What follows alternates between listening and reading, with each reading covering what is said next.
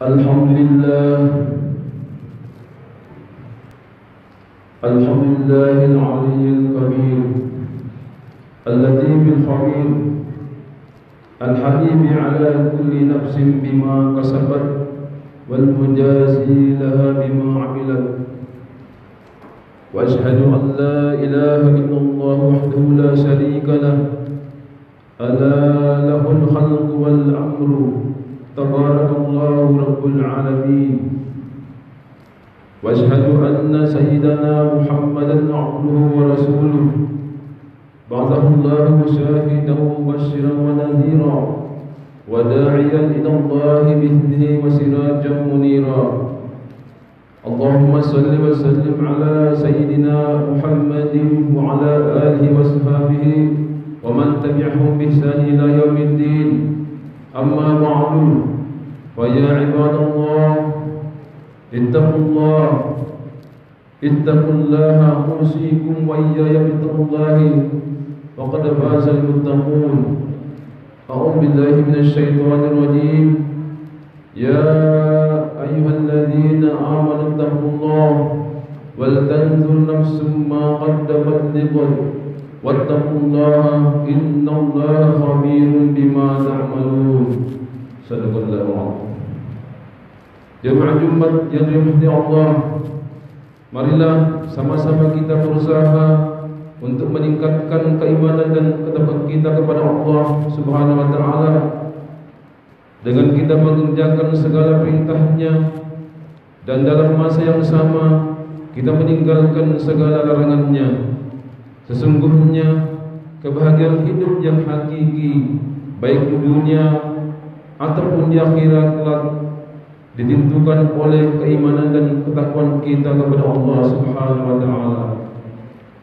Ma'asyiral muslimin rahimakumullah, sebagai seorang mukmin, kita disuruh oleh syariat untuk menjaga mulai dari hati kita sampai anggota tubuh kita dari perbuatan penyimpangan yang menyebabkan murka Allah Subhanahu wa taala.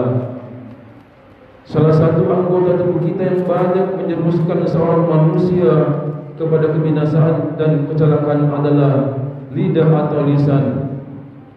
Karena itulah baginda Rasulullah sallallahu alaihi wasallam sangat menekankan kepada kita supaya menjaga dan memelihara lidah dengan bersungguh-sungguh. Di antara sabda Rasulullah sallallahu alaihi wasallam, qala Rasulullah sallallahu alaihi wasallam, man yatman li ma baina lihyaihi wa ma baina rijlaihi atman lahul jannah. Artinya, siapa saja yang bisa mampu menjamin lisan dan kemaluannya, maka aku jamin surga untuknya. Dalam hadis yang lain, Rasulullah bersabda, inna aktsara khataaya bani adam fi lisanihi. Kebanyakan kesalahan anak Adam itu pada lidahnya. Ma'asyiral muslimin rahimakumullah, di zaman kita sekarang ini, zaman yang serba diliputi fitnah, tentu perkara menjaga lidah merupakan perkara sangat penting yang harus kita perhatikan bersama-sama. Betapa tidak, berapa banyak orang hanya karena lidah ia bisa melukai manusia yang lainnya. Karena lidah sesama muslim saling menyakiti, sehingga mengakibatkan ketentraman antara sesama manusia, terlebih lagi sesama umat muslim, menjadi tidak harmoni. Padahal Rasulullah SAW sudah jauh hari menjelaskan bahwa ciri-ciri seorang muslim sejati ialah ia mampu menjaga lisan dan tangannya dari menyakiti atau merugikan orang lain di sekitarnya. Sebagaimana sabda Rasulullah SAW, al-muslimu man salimal muslimuna min lisanihi wa yadihi. Seorang muslim itu adalah seseorang yang orang-orang muslimin di sekitarnya selamat dari perbuatan buruk lisan dan tangannya. Oleh karena itu, sudah menjadi kewajiban kita bersama untuk menjaga lidah kita agar terhindar dari hal-hal yang tidak diridhai Allah Subhanahu wa taala. Kita jaga lidah kita dari berbohong, mencaci maki, menghina, bersumpah palsu, mengadu domba, dan lain sebagainya. Karena kita tidak ingin menjadi orang yang merugi, baik di dunia apalagi di akhirat, karena gara-gara lidah. Cacian atau hinaan kepada orang lain, baik secara langsung atau tidak, dan itu akan diperhitungkan di hadapan Allah, dan boleh jadi akan menjadi penghalang kita untuk masuk ke surga Allah. Na'udzubillah. Sebagaimana yang diriwayatkan dalam sebuah hadis, bahwa nanti di akhirat ada orang yang datang membawa pahala sembahyang, puasa, zakat, dan pahala yang lainnya.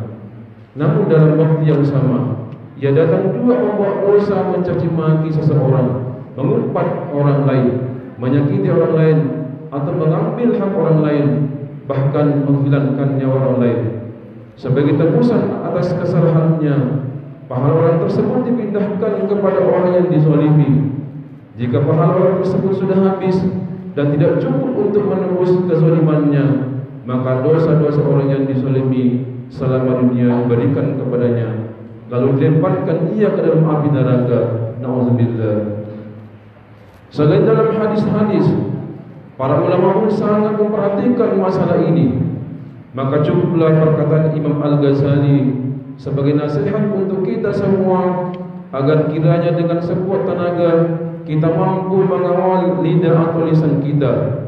Di dalam kitab Bidayatul Hidayah, beliau menyebutkan, adapun lidah, maka ia diciptakan agar dengannya engkau bisa banyak berzikir kepada Allah Subhanahu wa taala, membaca kitab sucinya, memberi petunjuk kepada makhluk Allah yang lainnya, serta mengungkapkan kebutuhan agama dan duniamu yang tersimpan dalam hati. Apabila engkau menggunakan bukan pada tujuan yang telah digariskan, berarti engkau telah kubur kepada nikmat Allah. Tidaklah manusia diceburkan ke dalam api neraka, melainkan akibat dari apa yang dilakukan oleh lidah. Maka peliharalah lidah dengan semua kekuatan yang kau miliki, agar dia tidak menjerumuskanmu ke dalam dasar neraka. Ma'asyiral muslimin rahimakumullah. Selain masalah lisan yang harus kita jaga, kita juga harus ingat bahwa kita semua bersaudara, saudara sebangsa, bahkan saudara seiman dan seislam. Maka wajib atas kita semua menjaga serta merawat persaudaraan yang sudah terbina ini. Jangan sampai kita bercerai-berai, jangan sampai kita saling bermusuhan. Rasulullah SAW bersabda, al-mu'minu akhul mu'mini, la yakhdiluhu wa la yahqiruhu wa la yuslimu. Seorang mukmin adalah saudara bagi mukmin yang lainnya, tidak membiarkannya dalam kesusahan, tidak menghinanya, dan tidak menyerahkannya kepada musuh. Allah Subhanahu wa taala menegaskan dalam firman-Nya, innamal mu'minuna ikhwatun faslihu baina akhawaykum wattaqullaha la'allakum turhamun. Sesungguhnya orang-orang yang beriman itu bersaudara, maka damaikanlah antara kedua saudaramu yang berselisih, dan bertakwalah supaya kalian dirahmati. Ayat tersebut menjelaskan bahwa orang-orang yang beriman itu bersaudara dimanapun ia berada, karena persaudaraan yang terbentuk di atas dasar iman, meski berbeda bahasa, ras, dan suku. Ayat tersebut juga menegaskan, jika ada dua orang mukmin sedang berselisih, maka tugas mukmin yang lainnya adalah mendamaikan, bukan malah menambah bara api perselisihan yang menyebabkan kepada permusuhan di antara sesama orang mukmin. Karena disebutkan dalam hadis yang maksudnya, tidak sempurna iman seseorang di antara kamu kecuali ia mengasihi orang lain seperti ia mengasihi dirinya sendiri.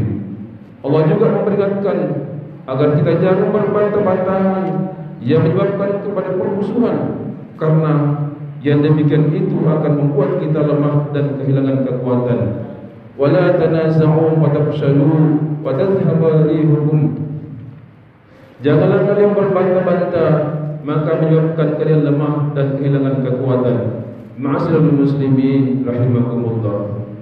Jika kita sudah tidak bersatu, itu berarti kita sudah kehilangan kekuatan. Jika kita sudah kehilangan kekuatan, maka kita akan gagal memperjuangkan agama. kita akan gagal menegakkan agama Allah, kita akan gagal mempertahankan ajaran yang dibawa oleh Rasulullah SAW, karena Allah cabut pertolongannya yang disebabkan tidak adanya persatuan dan persaudaraan di antara orang mukmin. Al-jama'atu rahmatun wal furqatu adzabun.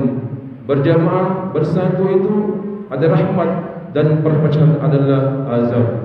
Oleh karena itu, mari kita tutup pintu-pintu perselisihan. Kita boleh saja berbeda dalam satu hal, tapi perbedaan itu jangan membuat kita menjadi berselisih.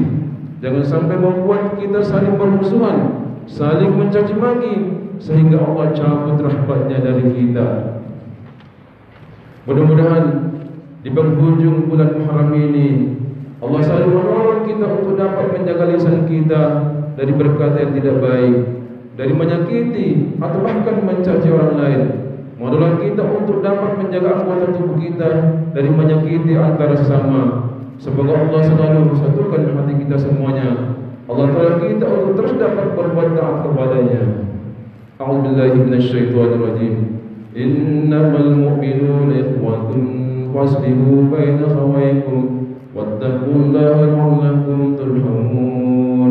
Barakallahu li wa lakum bil Qur'anil 'azim wa nafa'ani wa iyyakum bima fihi min al-ayati al-hakim wa taqabbal minni wa minkum tilawatahu innahu huwas samiul 'alim. أقول قولي هذا وأستغفر الله العظيم لي ولكم ولسائر المسلمين والمسلمات والمؤمنين والمؤمنات واستغفروه إنه هو الغفور الرحيم.